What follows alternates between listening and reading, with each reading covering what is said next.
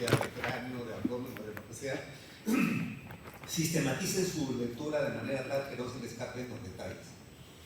Muchos dicen que en el detalle está Dios, otros dicen que en el detalle está el demonio. La cosa que es el detalle siempre el que va a marcar la diferencia entre una adecuada visión diagnóstica y una errónea visión. Ustedes van a encontrar muchos profesores, médicos y también en los otros ámbitos de las diferentes carreras en las que se destaca alguien por algo. Y ese algo significa que le pone atención a los detalles. Para que no se le escapen estos detalles es importante entonces sistematizar la lectura.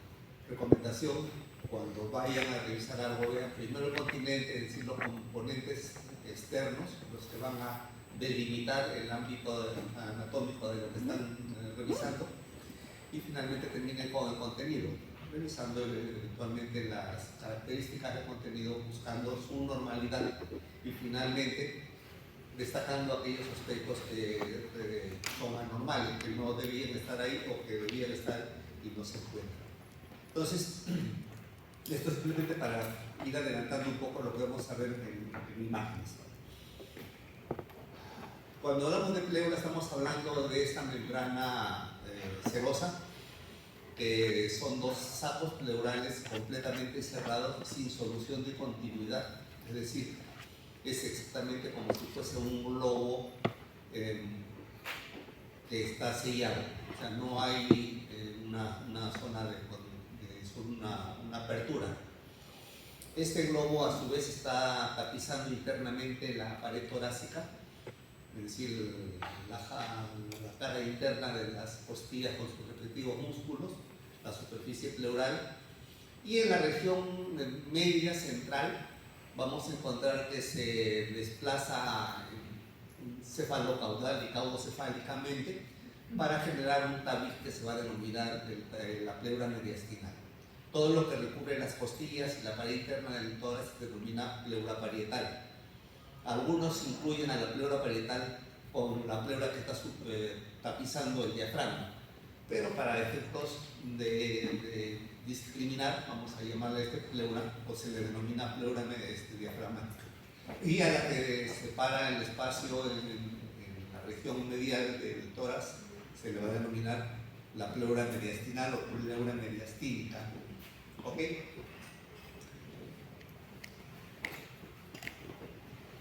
Entonces, aquí tenemos algunas características de la pleura. O sea, acá se ha hecho un espacio artificial para poder separar esta superficie brillante que es la pleura que está recubriendo a la víscera, en este caso la pleura visceral, la pleura pulmonar, y de la pleura que está tapizando internamente la jaula torácica. Un par de reseñas para efecto de podernos entender. ¿Qué entiende alguien o quién tiene la idea de lo que es un espacio virtual? Vamos, ¿de qué les gusta conversar? Alguien que levante la mano y me diga que es un espacio virtual. Levante la mano y diga. Vamos. A ver. Es un espacio abierto, pero, o sea, tiene la luz. Es un espacio abierto, pero. Tiene la luz, está delimitado por moldes, pero no es tan negra, ¿Ya? ¿Alguien tiene otra idea? ¿Sí? ¿Es un espacio imaginario? Espacio imaginario. O sea, que no existe. Tú te imaginas algo, pues solamente una idea. Las ideas solo están en tu cabeza. ¿Alguien?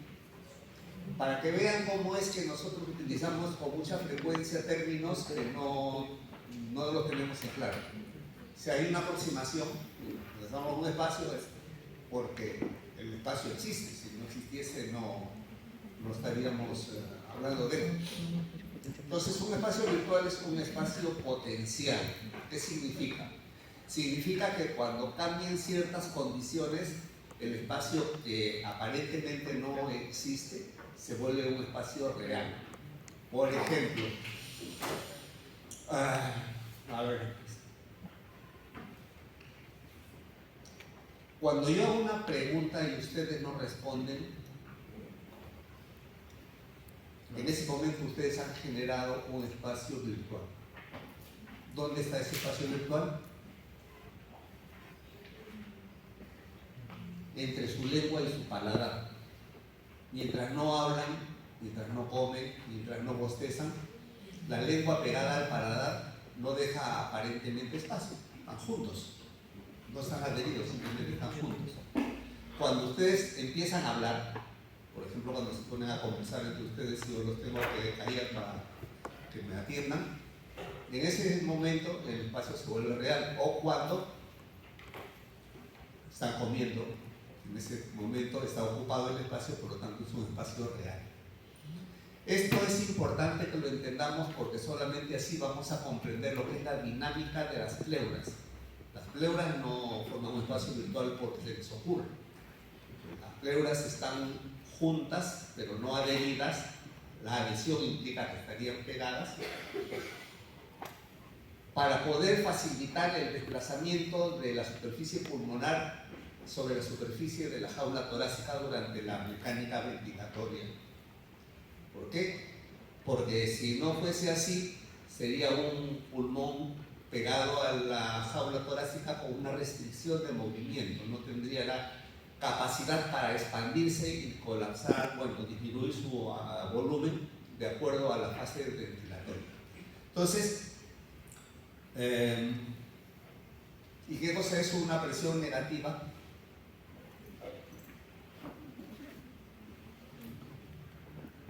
Vamos.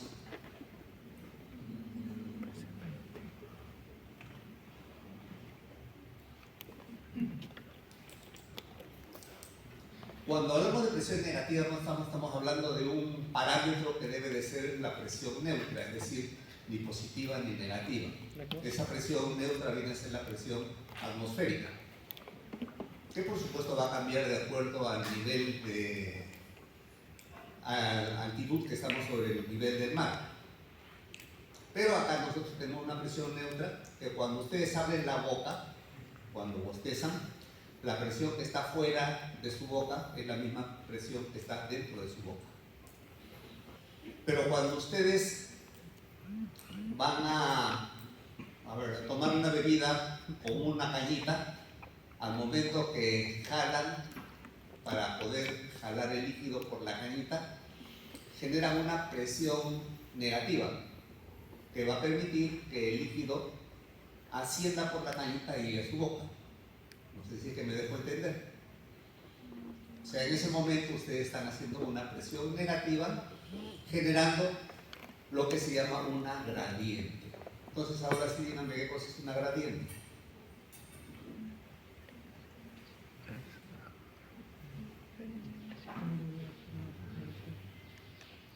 Levanten la mano quien tiene la idea de que es una gradiente.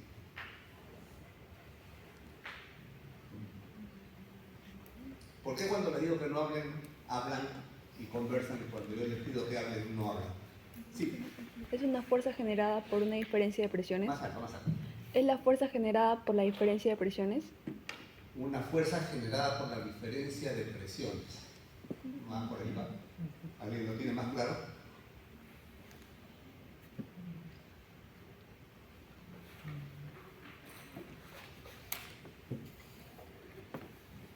Cuando hablamos de gradiente estamos hablando de una diferencia de magnitud en determinado elemento que podemos medir.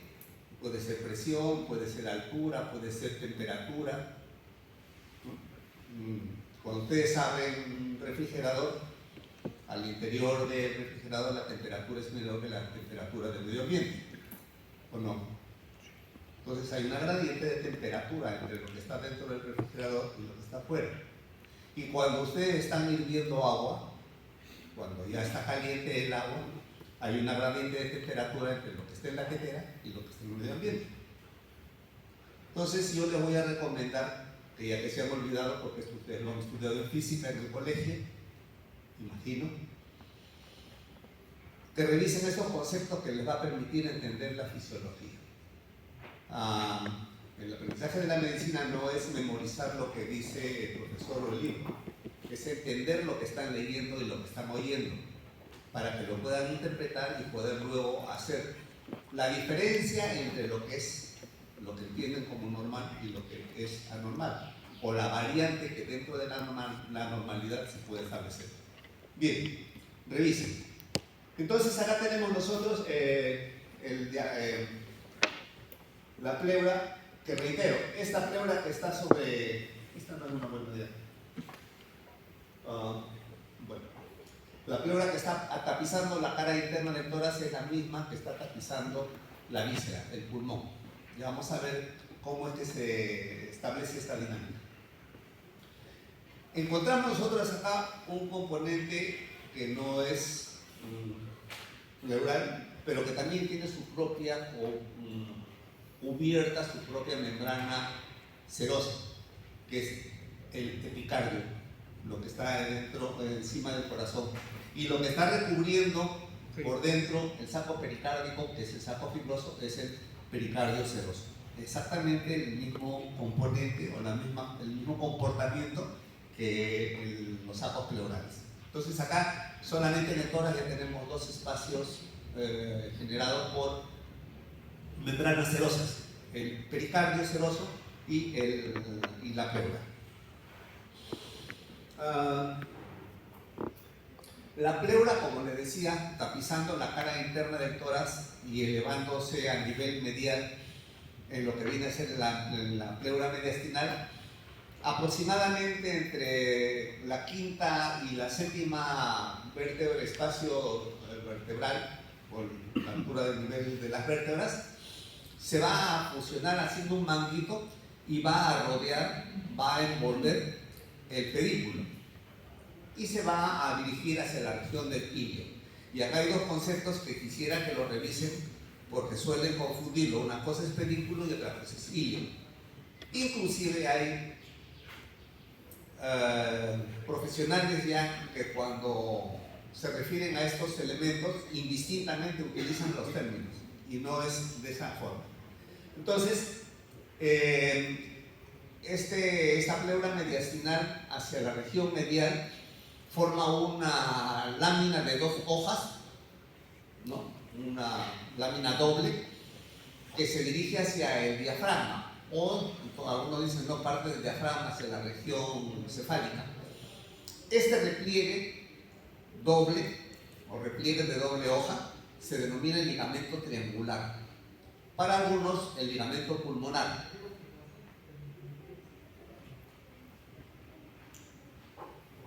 En algún momento creo que les mencioné que la pleura se une y a la vez se separa de la pared torácica mediante un tejido conectivo laxo.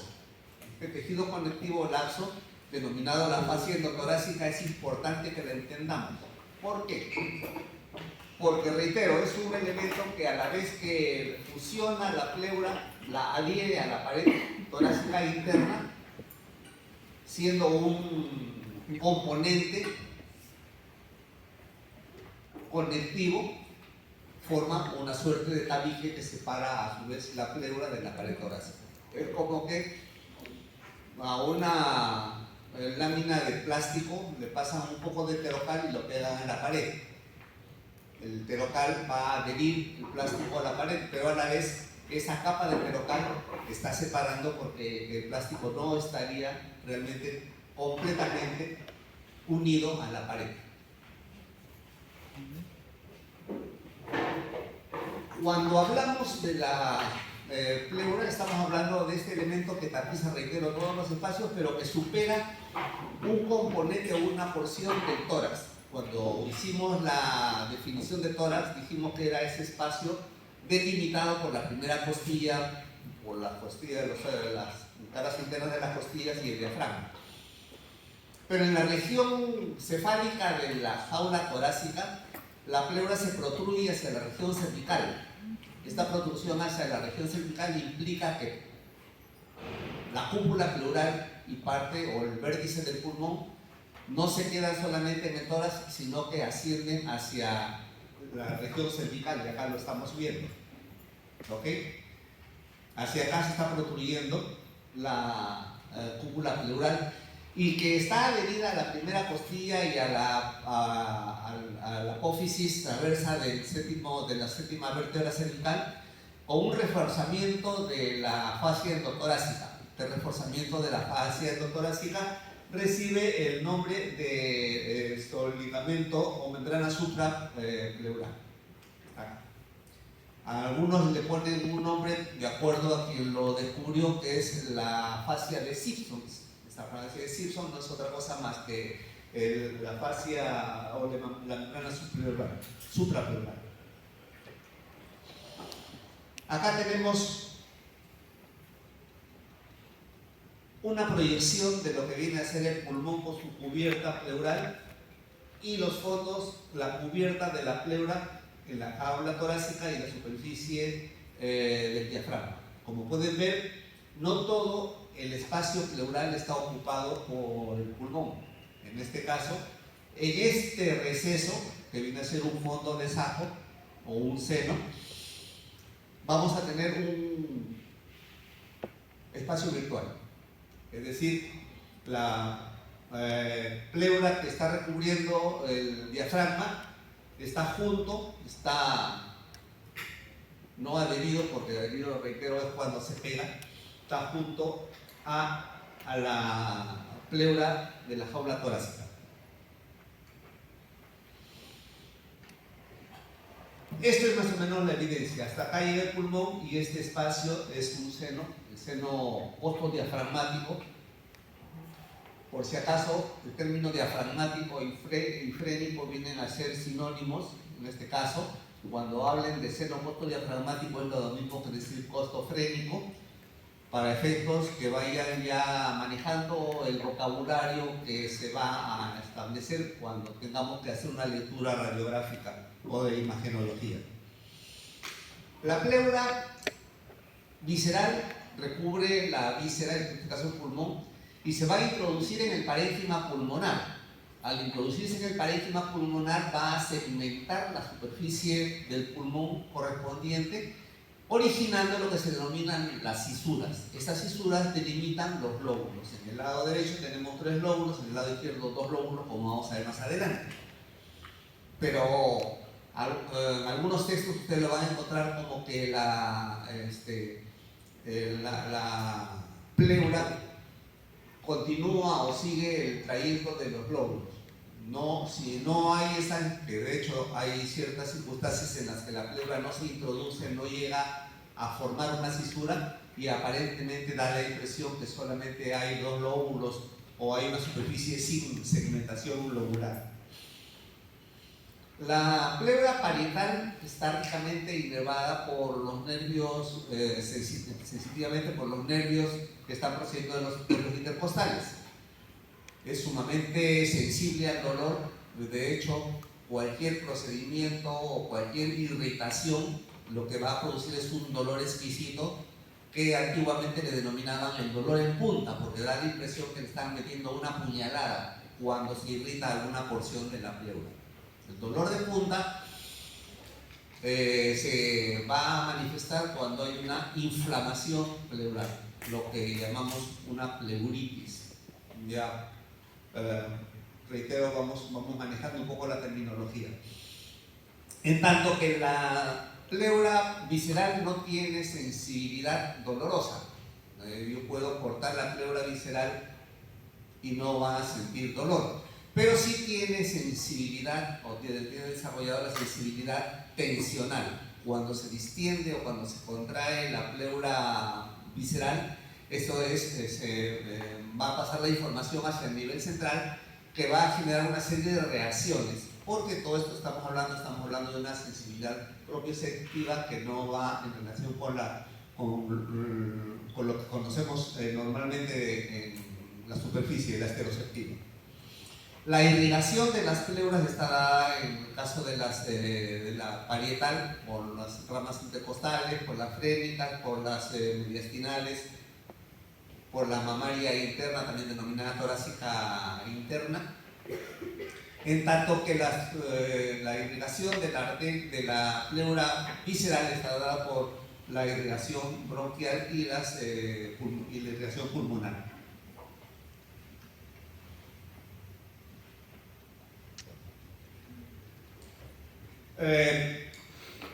Como les decía, la pleura, cuando acá tenemos un ejemplo, ¿no? De la pleura diafragmática, y esto que está ascendiendo por acá es la pleura mediastinal. Desde ya estamos dando un término que está en su sílabo, que es el mediastino. Es el límite del mediastino. En algunos textos ustedes van a encontrar que el mediastino es el espacio delimitado por los pulmones. Acá estamos viendo la evidencia que acá está el pulmón, y el pulmón no está delimitando el mediastino está delimitado por la pleura mediastinal. De hecho, yo puedo resecar el pulmón, que a veces lo hacemos, y el mediastino no desaparece, porque la pleura mediastinal se va a mantener indemne.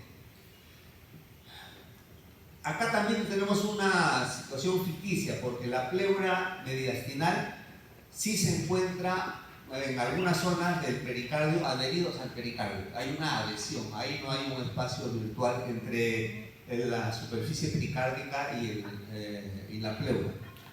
Y en otras partes sí se encuentra separado, pero ocupado por elementos, como en este caso estamos teniendo acá la mamaria interna, que está ocupando el espacio entre la pleura y los componentes de los grandes vasos cardíacos. Y hacia acá tenemos nosotros los fondos de saco.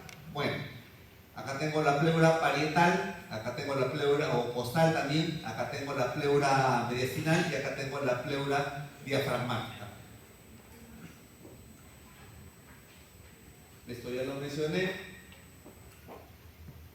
Los linfáticos pulmonares van a organizarse reticularmente y van a recoger toda la linfa de las superficies pleurales, y estos van a ir principalmente hacia los ganglios traqueobronquiales. ¿Por qué es importante esto? Porque a veces nosotros tenemos algunas manifestaciones de alguna neoplasia generada a nivel pleural, que de hecho se puede dar los famosos mesoteliomas malignos, que pueden generar un compromiso metastásico, y esto puede ser recogido por los ganglios, por los sistemas reticular linfático, y dirigirse hacia los ganglios traqueobronquiales.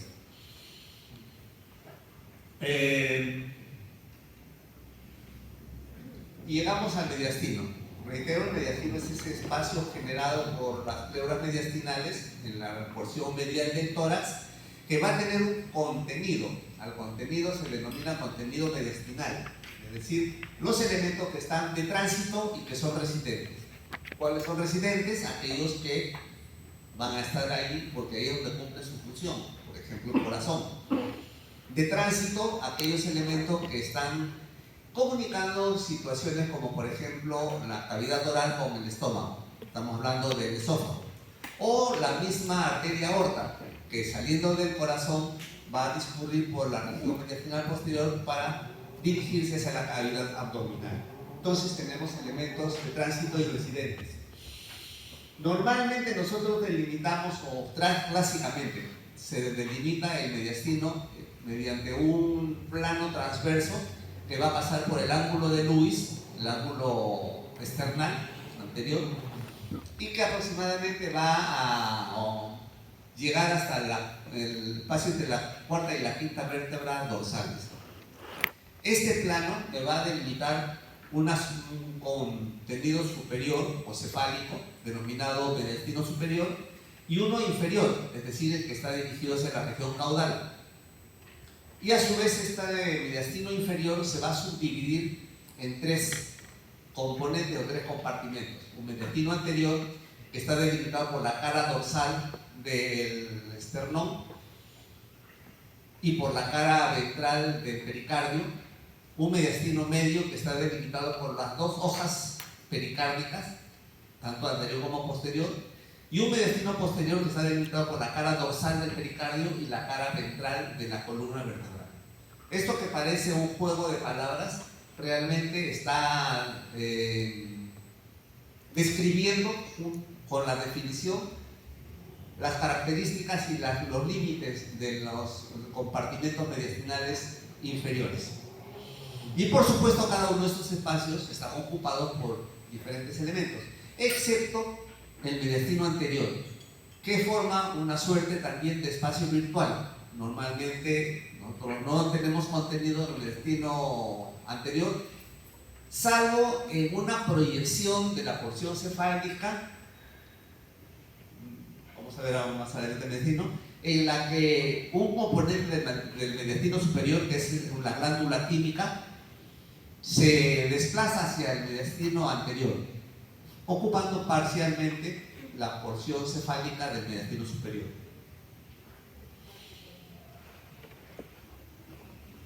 Acá tenemos un poco más cubierto y más evidente el componente mediastinal. Acá tenemos la pleura mediastinal, pericardio, diafragma, los grandes vasos, y esto de acá ya viene a ser mediastino medio. Esta separación de los nervios frénicos realmente no es real. Reitero, normalmente hay una adhesión de la pleura a esta zona, entonces encontramos más bien como si fuese, cuando uno abre la cavidad torácica, ve a través de la pleura mediastinal los nervios frénicos y los nervios vagos por detrás.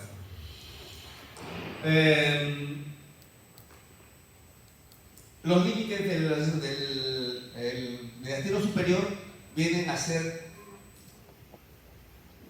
los bordes posteriores, los bordes internos de la primera costilla y el plano transverso que ya les he mencionado hace un momento. El límite inferior viene a ser el diafragma,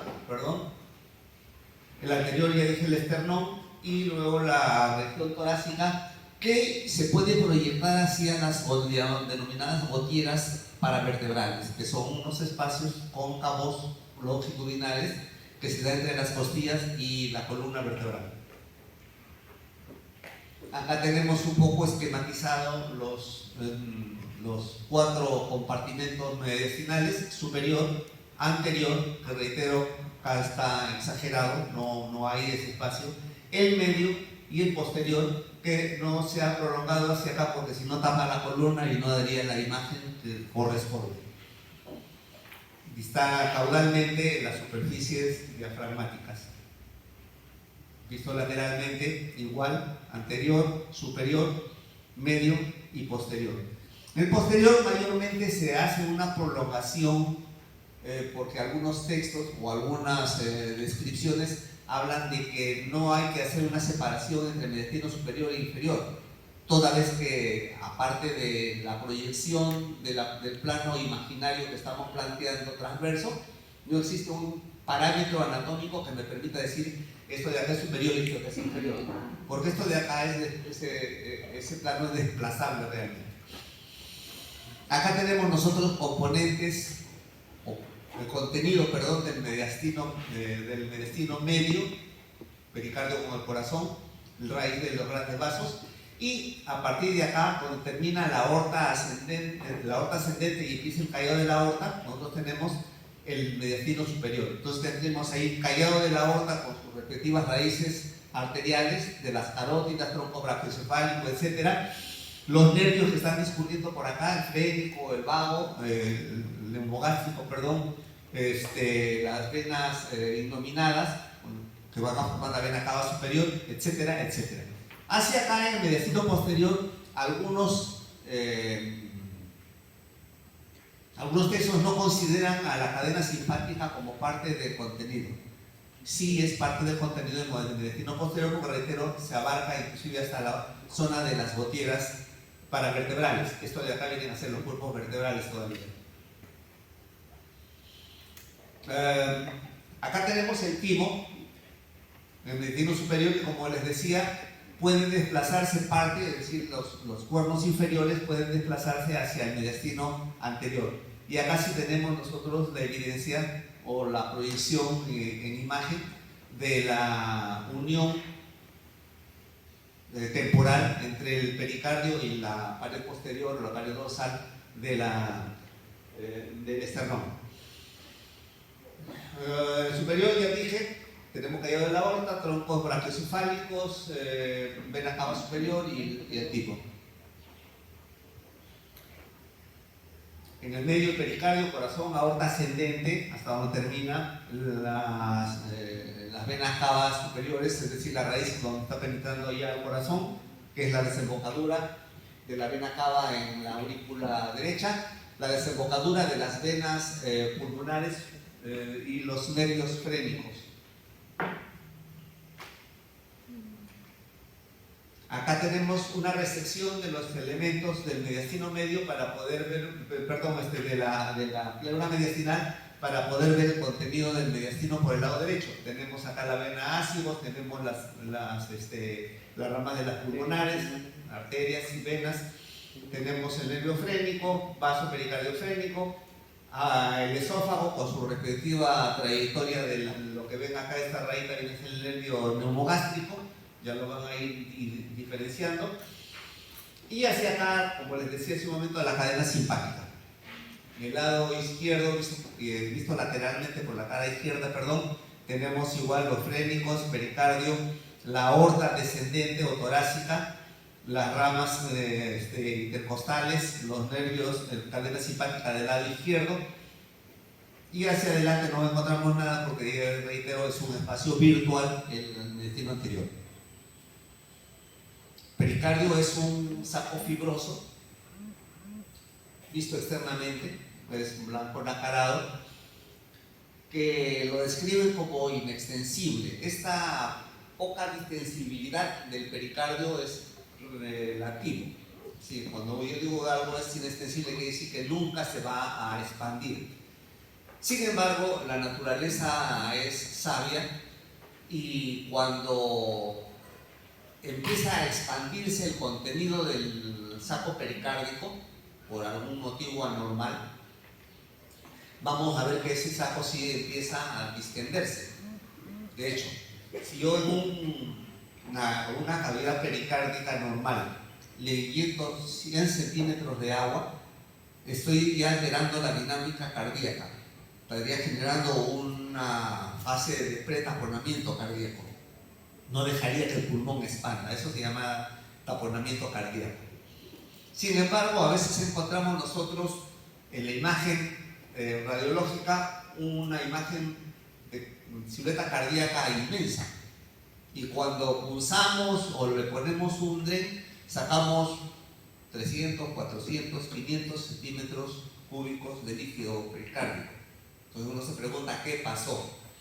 Pasó que nuestro organismo tiende a generar mecanismos compensatorios. Cuando un llenado de la cavidad pericárdica es lento, el pericardio empieza a distenderse, y reitero, puede albergar 800 centímetros cúbicos de líquido sin que haya manifestaciones de cambios hemodinámicos dramáticos. Sí van a haber algunas alteraciones, hay cambios de las presiones, etcétera, etcétera, pero reitero, la naturaleza hace que haya un mecanismo de compensación como para que no se altere grandemente la dinámica cardíaca. Pero reitero, cuando el llenado es brusco, cuando este llenado es en un par de días, definitivamente la dinámica cardíaca, o sea, la hemodinamia, va a tener serias alteraciones, incluyendo la muerte súbita. A eso se denomina taponamiento cardíaco. Bien, entonces, reitero, este pericardio está constituido por tejido conectivo fibroso, como también tiene colágeno y algunas fibras que dicen inextensibles, pero ahora ya les estoy explicando cuáles son las razones por las cuales sí se puede distender. Un poco para hacer un recordar, acá tengo el timo, acá tengo la vena cava superior, que ha sido formada por las dos inominadas derecha y nominada izquierda. A partir de acá hay vena cava, y a partir de acá ya estamos en el mediastino medio. Acá ya se ha resecado el saco pericárdico para que se pueda apreciar la superficie brillante del epicardio, que es el mismo pericardio seroso que recubre la cara interna del pericardio fibroso, solamente que a nivel de los vasos, ustedes se percatan, acá tengo, se refleja el pericardio seroso y empieza a recubrir las vísceras. A partir de acá ya se denomina pericardio visceral o epicardio. El epicardio es el mismo pericardio seroso que está recubriendo la cara interna del pericardio fibroso. Por debajo de este epicardio nosotros vamos a encontrar linfático, vamos a encontrar la grasa pericárdica, etcétera, etcétera. No voy a desarrollar mucho lo de corazón porque eso lo vamos a ver en su momento correspondiente. Sin embargo, es importante, así como existen los senos en el espacio pleural, los senos costofrénico, pericardiofrénico, etc. En el caso del corazón también tenemos nuestros senos, que es las zonas o los recesos en donde se repliega o donde se reflejan el pericardio, en este caso el pericardio seroso. Si bien es cierto, acá se ha resecado, pero quedan los bordes. Ustedes se ven acá, tengo los bordes del pericardio seroso que se están desprendiendo de acá para cubrir el pericardio fibroso. Y esta superficie brillante es el epicardio. Sin embargo, acá entre el pericardio el pericardio seroso y el epicardio se genera un espacio, un fondo de saco. Este es un fondo de saco oblicuo, que es el fondo de saco que está entre las raíces o las desembocaduras de las 4 venas pulmonares. Y en esta zona tengo un alrededor entre la vena aorta, entre la arteria aorta y la vena cava y la arteria pulmonar, encontramos también un repliegue que es el seno transverso. El seno transverso, que reitero, son espacios que no son los únicos, pero son lo más importante y lo que siempre se describe porque clínica y quirúrgicamente nos permite hacer ciertas maniobras como para poder hacer cirugía cardíaca, para los que van a ser cirujanos cardíacos. Acá los recesos que se han formado para que se puedan apreciar el corazón con su pericardio seroso, acá se está reflejando y luego se desplaza hacia la pared del pericardio fibroso, ¿no? Senos oblicuos y el transverso que está por acá. Esto nos... Bien, brevemente para hablar del sistema respiratorio, que lo vamos a ver en profundidad cuando veamos pulmones, es el conjunto de órganos que van a permitir con éxito el intercambio gaseoso a nivel hemático, es decir, la captación de oxígeno y la eliminación del dióxido de carbono, el CO2, para efectos de la renovación y que la sangre venosa que llega al pulmón salga como sangre arterializada y pueda, mediante los circuitos de la circulación mayor, ir a hacer la respiración celular. Hay dos tipos de respiración, la pulmonar y la celular o tisular. Entonces, cuando hablamos del sistema respiratorio, hablamos de este conjunto de elementos que están a nivel torácico, en donde están constituidos por las vías respiratorias superiores e inferiores, las cuales van a, reitero, a garantizar que el intercambio gaseoso sea exitoso. Pero no solamente es el aporte de oxígeno y la eliminación del CO2 la función del aparato respiratorio, del sistema respiratorio. Estamos hablando a su vez de otros elementos como por ejemplo el mantenimiento de la homeostasis.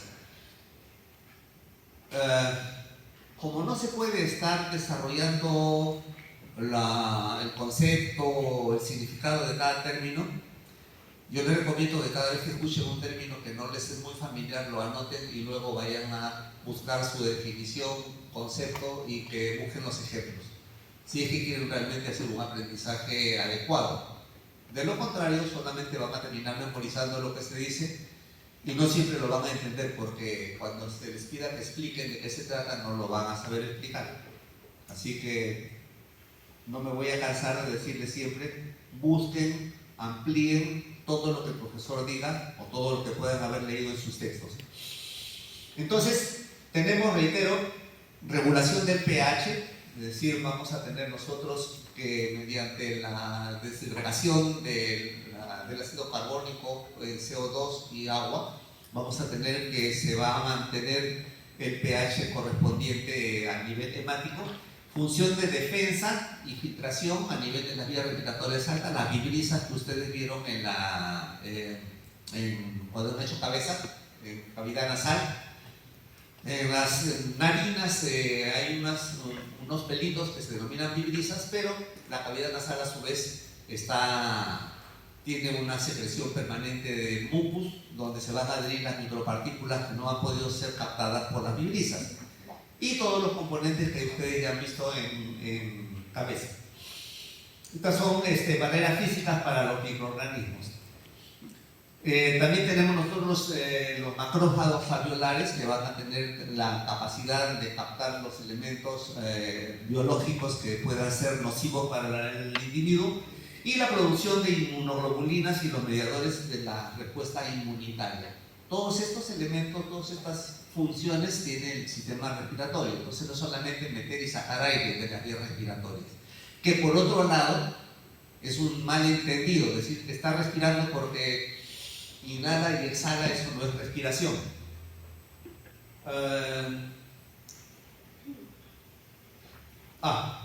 También tenemos mecanismos de compensación en situaciones de alteraciones de la funcionalidad o estados patológicos. Vamos a tener nosotros que se va a compensar los cuadros acidóticos mediante los procesos respiratorios. Acá revisen lo que viene a ser la respiración de Kussmaul, ¿no? Porque es importante que también desde ahora lo vayan entendiendo para efectos de eliminar el CO2. Y regulación de la temperatura. Cuando estamos en un ambiente excesivamente cálido, nosotros podemos regular la temperatura. Los perros lo hacen sacando la lengua y ventilando con mucha más frecuencia. Nosotros también lo hacemos de alguna forma mediante la respiración.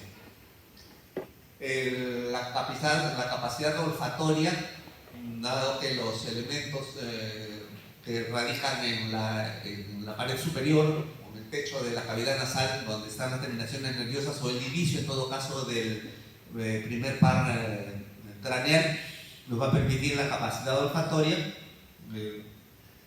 Y finalmente la capacidad de generar sonido mediante nuestro aparato fonador, es decir, a nivel laríngeo nosotros vamos a tener que cuando se exhala el aire podemos generar ruido, el cual articulado por la lengua se transforma en palabras y podemos comunicarnos adecuadamente. Espero que nos podamos comunicar adecuadamente. ¿Ok? Entonces, cuando les decía que hay un malentendido concepto de respiración, es porque cuando ven que el tórax está batiendo, expandiéndose y contrayéndose, dicen está respirando. Esto no es respiración, esto es ventilación. Es uno de los componentes de la respiración. La respiración, como están viendo ahí en la diapositiva, en la presentación, está constituida por la ventilación, que es un proceso mecánico, por la perfusión, que viene a ser la garantía del pasaje de sangre a través de los capilares pulmonares, y por la difusión, que es la capacidad de la membrana alveolo-capilar de permitir, mediante su semipermeabilidad, el transporte de los gases a través de la membrana. Todos estos elementos, los tres, sin preeminencia en todo caso, van a constituir el éxito de la hematosis. Hematosis viene a ser el intercambio exitoso de los gases a nivel sanguíneo.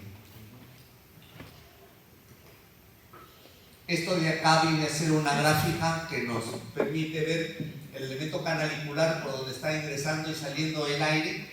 Ingresa con oxígeno y sale con CO2. Las arterias pulmonares, en este caso de azul, porque la arteria pulmonar está llevando sangre venosa, que al llegar hacia la región de los sacos alveolares, y estos son los alveolos finalmente, va cambiando de color, porque la sangre que ingresa venosa, acá se está oxigenando hasta llegar a ser rojo rutilante al tener oxígeno la sangre a nivel básicamente de la hemoglobina. No nos olvidemos que la hemoglobina está constituido por el núcleo N y el hierro, lo cual le da una capacidad que ustedes ya conocen como el redox, ¿no es cierto? El redox no es otra cosa más que el fenómeno de reducción y oxidación. que tienen algunos elementos que les permiten captar oxígeno en este caso, o eliminar el oxígeno. Cuando elimina el oxígeno se denomina reducción, cuando lo capta se denomina oxidación. Y luego tenemos ya una serie de parámetros que lo vamos a revisar con más detenimiento, principalmente a nivel de las prácticas, que vienen a ser los volúmenes que se manejan. Es de alguna forma adelantarnos a lo que van a ver o lo que deben estar viendo. Ya no sé si han hecho esto, la parte fisiológica. Respiratoria, Sí, fisiología respiratoria. Pues sí. Fisiología respiratoria. Ok, qué bueno. Qué bueno. Espero que lo hayan aprovechado. Cuando hablamos de la fisiología respiratoria tenemos que considerar cuáles son los valores. Cuando hablamos de normalidad, por si acaso, no hablamos de enfermedad. Algo que es anormal no es necesariamente enfermedad. Normalidad es un concepto estadístico, es decir, aquello que se junta en la porción medial, y los extremos son considerados los poco normales, los anormales, es decir, lo que escapa de la media de normalidad. Entonces, cuando hablamos que se hace un estudio en un determinado grupo y vemos que hay una frecuencia cardíaca, una frecuencia respiratoria aproximadamente de 13 por minuto, entre 11 y 14, lo que está por debajo de este rango estamos hablando de una bradypnia, y lo que estamos hablando, que está por encima, estamos hablando de una taquipnia. Entonces, reitero, a veces los valores pueden variar también de acuerdo a los ambientes, ¿no? Si ustedes van a la sierra, a un nivel elevado del nivel del mar, van a necesitar ventilar con mayor frecuencia porque la concentración de oxígeno en la altura es menor que en la costa.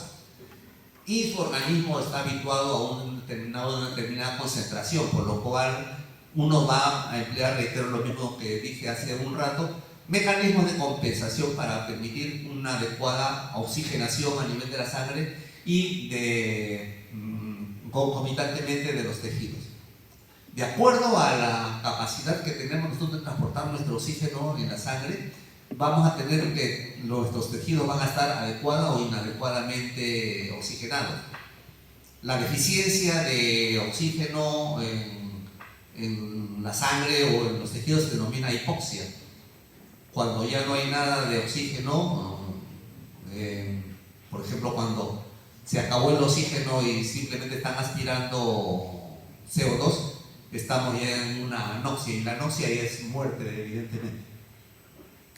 Entonces, los volúmenes en promedio estamos hablando de 500 a 600 milímetros o centímetros cúbicos de aire que está ingresando o saliendo. A eso se denomina volumen viral o volumen ventilatorio normal, los cuales pueden incrementarse de acuerdo a los requerimientos. Tenemos nosotros volúmenes residuales, tenemos volúmenes por encima de esto, es decir, cuando es una hiperinspiración va por encima de este volumen mencionado. Siempre tenemos nosotros márgenes, excepto ese volumen de aire que nunca lo vamos a poder eliminar, que está en el espacio muerto. Volumen reservado. Ese es el espacio de reserva que definitivamente, por mucho que soplemos, no se elimina. Es un espacio, reitero, muerto, que tampoco participa en el proceso de la respiración, simplemente es elemento de pasaje.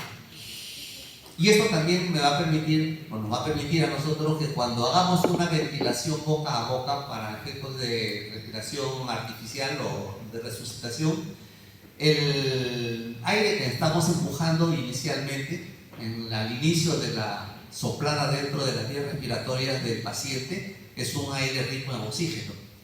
Finalmente, ya cuando uno termina de eliminar o de empujar el aire de nuestro espacio muerto, va a pasar algo de CO2, pero lo primero que le llega a las vías respiratorias bajas al paciente va a ser un aire rico en oxígeno. Creo que me estoy adelantando, por eso lo vamos a hacer más adelante. Entonces tenemos volúmenes inspiratorios de reserva, luego para revisar más adelante. La respiración artificial, la de resucitación, el RCP, ¿Sí? ¿Alguna pregunta? ¿Escuché un murmullo por ahí? Ok. Normalmente nosotros vamos a escuchar el término cierto reanimación cardiorrespiratoria. ¿Por qué? Porque no se concibe que haya una reanimación respiratoria si es que no hay un componente circulatorio adecuado. Como les dije hace un rato, cuando hemos visto los componentes de la respiración, se requiere de un flujo sanguíneo adecuado para que se pueda oxigenar. Si es que no existe frente a un paro cardíaco, por mucho que lo oxigene, se va a oxigenar la sangre que está en el pulmón en ese rato, pero nada más. Entonces, a la siguiente insuflada con oxígeno puro, simplemente la sangre que está oxigenada, que está detenida, va a seguir, ya no va a haber ningún tipo de cambio. Y nuevamente vamos a caer en el tema de las gradientes. El transporte del oxígeno o de los gases en general a nivel de la membrana alveolo-capilar es un transporte pasivo, es decir, no se emplea energía para que puedan pasar el gas de un ambiente al otro a través de la membrana alveolo-capilar. Y esto se va a conseguir porque existen gradientes. Cuando llega la sangre venosa a la membrana, a los pulmones, esta sangre viene con alto contenido de CO2 y muy bajo contenido de oxígeno. En cambio, al interior del alveolo tenemos un aire rico en oxígeno y muy pobre en CO2. Estas gradientes generan que el oxígeno pase hacia la sangre y el CO2 pase hacia el alveolo, haciendo un intercambio gaseoso para efectos de, reitero, generar una hematosis exitosa. Cuando se altera cuando no es exitoso esta hematosis, cuando se altera alguno de los componentes que he mencionado, ya sea la ventilación, ya sea la perfusión o la difusión. Entonces, las maniobras ustedes las han visto N cantidad de veces en videos, en cine, etcétera, en la que se le levanta el paciente de cúbito dorsal, se le levanta el mentón, porque si no le jalan el mentón hacia adelante, la lengua va a obturar la vía respiratoria alta, es decir, va a caer sobre la zona de la orofaringe. Y al caer sobre la orofaringe eso funciona como una válvula que no permite el pasaje de la soplada que nosotros vemos en el interior de la boca del paciente. Entonces, se tiene que traccionar fuertemente el mentón para que la lengua también se vaya hacia adelante y se permeabilice la orofaringe y podamos acceder. Y por supuesto taparle la nariz, porque si soplamos dentro de una boca pero con la nariz destapada, el aire va a fluir hacia la nasofaringe y hacia la cavidad nasal y de ahí al medio ambiente, sin que pase hacia la tráquea. Reitero, junto con las maniobras de insuflación mediante la respiración boca a boca, o en el caso que tengamos un ambú, que es un implemento que nos permite empujar aire a través de un aditamento como una mascarilla que le tape la nariz y la boca al paciente, tenemos que garantizar que haya una circulación. Por lo tanto, el masaje cardíaco externo es sumamente importante. Bueno, esto de acá corresponde a una dinámica de pleuras. Acá tenemos un espacio virtual y acá tenemos un espacio real. ¿Qué ha pasado? Ha pasado que hay una solución de continuidad en la pared torácica, ha entrado aire y al entrar aire el pulmón se ha colapsado y al colapsarse el pulmón se ocupa el aire, este espacio que era virtual y ahora es un espacio real. Pero básicamente para eso está. Después ya vamos a hablar de las alteraciones de la cavidad pleural. Cuando hablamos del sistema cardiovascular, cuando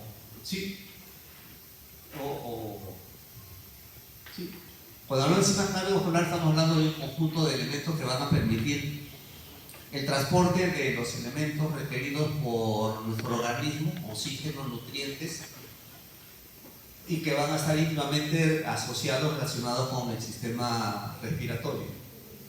O sea, no se concibe un sistema sin el otro. y está compuesto por un sistema canalicular, es decir, los vasos sanguíneos, arterias, para el transporte centrífugo, venas para el transporte centrífugo, y un elemento dinámico que va a permitir el desplazamiento de la masa hemática a través de estos elementos canaliculares.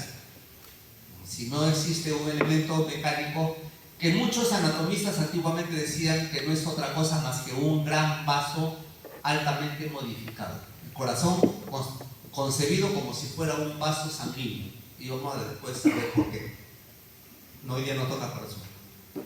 Entonces tenemos dos tipos de circulación, la circulación mayor, también denominada sistémica, y la circulación pulmonar, que es la circulación menor. Y el corazón como elemento dinámico que va a impulsar la masa hemática, que desde el colegio, desde la primaria, desde que hacen ciencias naturales, se menciona como que el corazón es una bomba aspirante e impelente. ¿Qué significa esto? Significa que el corazón tiene la capacidad, de acuerdo a las fases del ciclo cardíaco, a generar una presión negativa que permita que la sangre se absorba hacia las cavidades cardíacas, e impelente cuando el corazón se contrae, la sístole, y por lo tanto va a eyectar la sangre de su espacio cavitario hacia los vasos correspondientes. Para esto se necesita ¿qué? Se necesita que los vasos sean permeables. Cuando no hay permeabilidad, también podemos tener nosotros alguna deficiencia, o cuando no tiene capacidad de llenarse el corazón. Cuando no tiene capacidad de llenarse el corazón, lo mencioné hace un momento, ¿alguien se acuerda?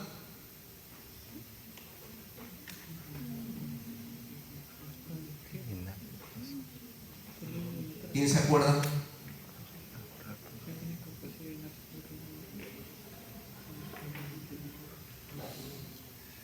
La típica, mediante taponamiento cardíaco.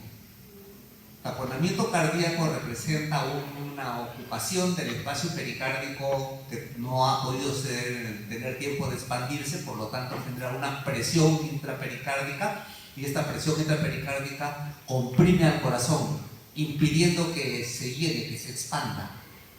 Y al no poderse expandir, no llena sangre, y por lo tanto se llega a una fase de insuficiencia cardíaca. Bueno, y por supuesto el componente que se va a desplazar a nivel del sistema cardiovascular, que viene a ser la sangre. Acá tenemos el sistema cardiocirculatorio, que equivale al cardiovascular. Es el sistema que va a permitir el transporte de la sangre, constituido por el elemento dinámico que es el corazón. Ojo, la dinámica no es solamente la capacidad de contracción periódica, tonificada y con cierta intensidad de un elemento muscular como es el corazón, sino también de la capacidad de los vasos de poder expandirse y contraerse de acuerdo a las fibras elásticas que están constituyendo sus paredes. Ya vamos a ver de qué se trata. Entonces el corazón va a bombear la sangre, está constituido por las aurículas y los ventrículos, los vasos sanguíneos, que son los que van a transportar la sangre. Estamos hablando de arterias, venas, los capilares, importantísimos, y la sangre que va a ser transportada, que va a transportar oxígeno, nutrientes, y que va a ir a través del sistema canalicular, constituido por los elementos formes. Los elementos formes son los glóbulos rojos, blancos, plaquetas y el plasma. Entonces, no sé si en algún momento a ustedes les han comentado que la sangre es un tejido. ¿Alguien recuerda la definición de tejido? Un conjunto de células. Conjunto de células, así nomás.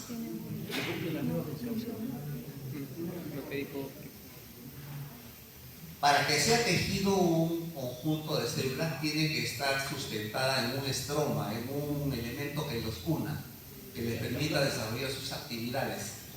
Y este caso en la sangre, el elemento que los une, entre comillas, y que les permite desarrollar sus actividades es el plasma. Entonces tenemos un tejido conectivo líquido.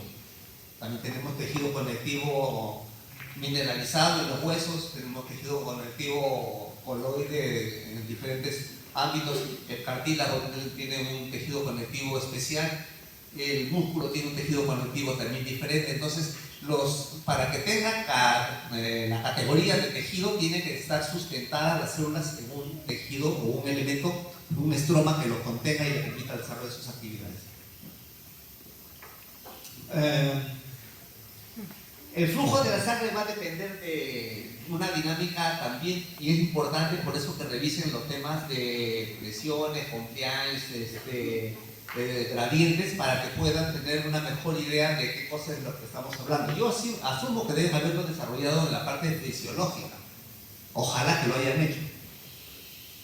Entonces, cuando hablamos de la reserva de presión, estamos hablando de las arterias. Cuando estamos hablando de reserva de volumen, es las venas. Las venas y las arterias tienen los mismos componentes en sus paredes. Es decir, una adventicia, que es la capa externa, una capa media y una íntima o endotelio. La capa media es la que va a marcar la diferencia entre las arterias y las venas. En tanto que en las arterias tenemos una buena cantidad de fibras elásticas y también musculares. En el caso de las venas, la capa elástica y las musculares son muy pobres. Entonces, prácticamente muy poca elástica, algo de musculares y punto. Entonces, ¿por qué se requiere de fibras elásticas en las arterias? Porque las arterias van a recibir la presión de la masa hemática que está siendo evacuada de los ventrículos con fuerza, generando una presión alta denominada la presión sistólica. Pero esta presión hace que las arterias se dilaten, ¿no? Y al dilatarse generen, ¿quién me dice lo que viene a ser la propiedad de elasticidad? ¿Qué cosa es la elasticidad? Uno que levante la mano y me diga lo que es la elasticidad. Para ello poner otra nota. ¿Nadie? Sí. No estamos hablando de base, estoy hablando de elasticidad en general. ¿Qué cosa es elástico? No, en mancha no sean pirañas. A ver. La capacidad de un cuerpo para estirarse. La capacidad de un cuerpo para estirarse. ¿Están de acuerdo con ustedes? Villano. ¿Están de acuerdo con Villano? Si esa fuese la elasticidad, entonces un chicle es elástico, porque el chicle se tira, ¿no? Y volver a su estado original. El chicle no se vuelve, ¿no? Entonces no es solamente la capacidad de tirarse, sí al fondo.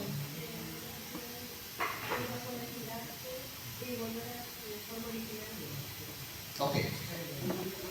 Un cuerpo es elástico cuando tiene la capacidad de deformarse, cuando existe una fuerza externa, pero retornar a su estado inicial cuando deja de ejercerse esa fuerza externa.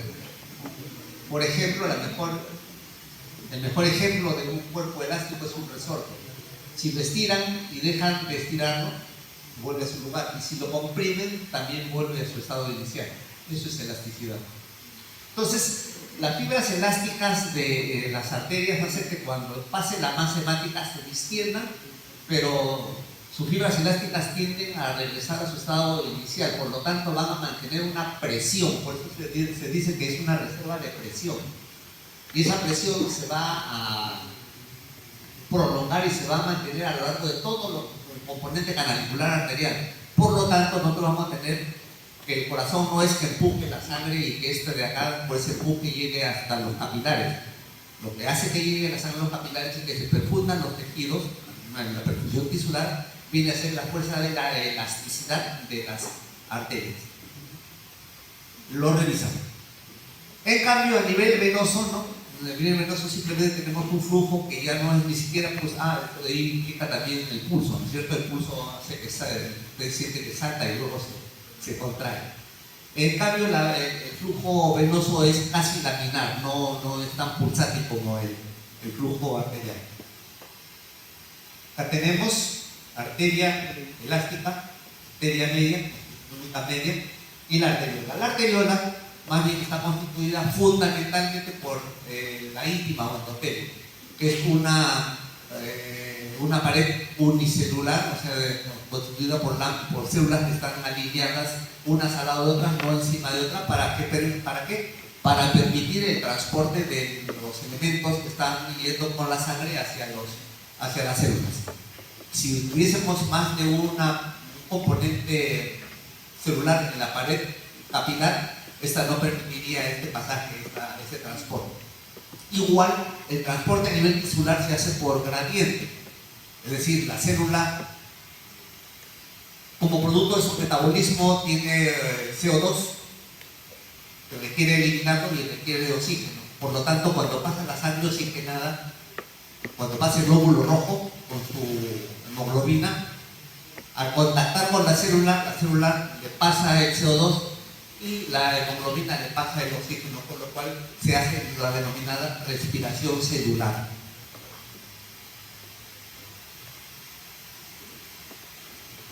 Bueno, hay la presentación de esto. Las venas, ya saben, tienen válvulas. ¿Por qué tienen válvulas? Porque la sangre... ¿Qué es una válvula? Permite el paso. Uno solo, o sea, mancheros. A ver, Permite el paso, pero no el retorno. permite el paso, pero no el retorno. Ya, ¿sí? Dicho así. La válvula es un elemento, un aditamento que permite un flujo unidireccional.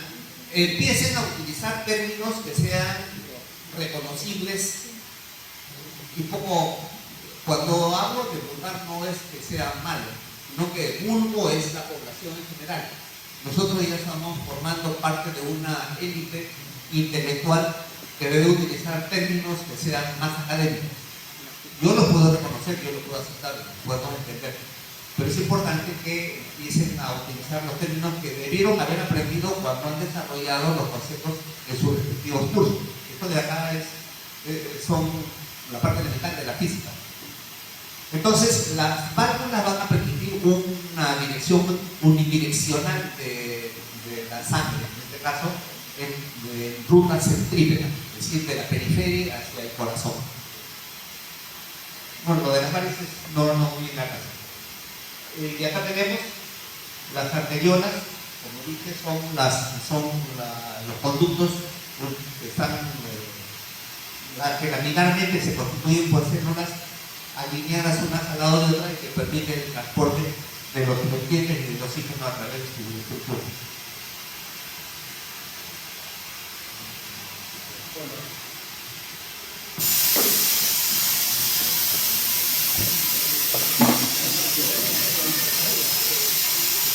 La sangre.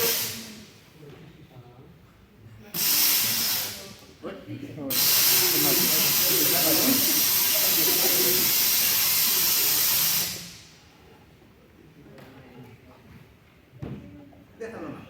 ¿Me escuchan atrás? Sí. Ok. Entonces déjame. Entonces, cuando tenemos la sangre, tenemos acá los diferentes componentes. Si usted se percata, 91% de agua, los electrolitos, los nutrientes, las proteínas y las hormonas. Fundamental para el efecto de desarrollar nuestras actividades. Cuando nosotros recordamos el comportamiento de los animales unicelulares, la ameba tiene vida, tiene movimiento, se desplaza hacia las zonas donde requiere nutrientes y se aleja de las zonas donde hay riesgo para su vida, para su existencia. Pero la ameba no tiene sistema nervioso.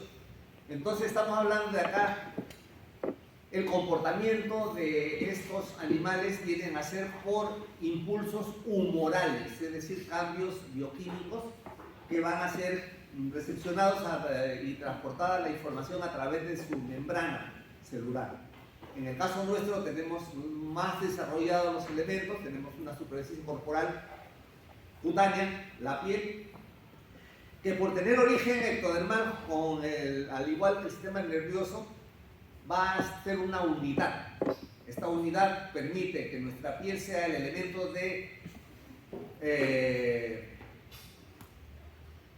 que nos contacta con el medio ambiente, nos permite establecer la relación medioambiental y también, por supuesto, si tenemos frío, cubrirnos, si tenemos calor, descubrirnos, si estamos en un ambiente nocivo, alejarnos. ¿Por qué? Porque tenemos, reitero, todavía algunos comportamientos de tipo, en este caso, nervioso. Pero tenemos un comportamiento residual humoral que está dado por las hormonas. Las hormonas van a ser que muchas de nuestras acciones, muchas de nuestras actividades y sobre todo del funcionamiento de órganos y tejidos se dé por reacción a la producción o falta de las hormonas. Ya vamos a ver, ustedes ya hicieron la clase de hormonas, ¿no? Claro, en el capítulo anterior han hecho hormonas. Sí. Cuando se desarrolla la primera clase, ustedes se percatan en sus sílabos, dice sistema nervioso, definición y todo esto, y sistema hormonal. Entonces tienen que haber desarrollado todo el conjunto de hormonas, de órganos, de glándulas hormonales, de glándulas endocrinas, perdón. Eso les pasa porque no revisan sus sílabos. Si se revisan sus sílabos y dice esto falta, tienen que hacerle presente al profesor para que se les subsane lo que está faltando. Y ahora, si no tienen ustedes el concepto hormonal, van a tener que revisarlo por su cuenta. Porque yo les voy a preguntar en el examen. Y bueno, acá un esquema de lo que viene a ser, reitero. Acá tenemos el endotelio transformado por una cubierta de las células, unas adheredas a otros, y los cerebriformes, y el plasma que viene a ser el tejido conectivo líquido que va a permitir que la sangre funcione. Bien. ¿Alguna pregunta?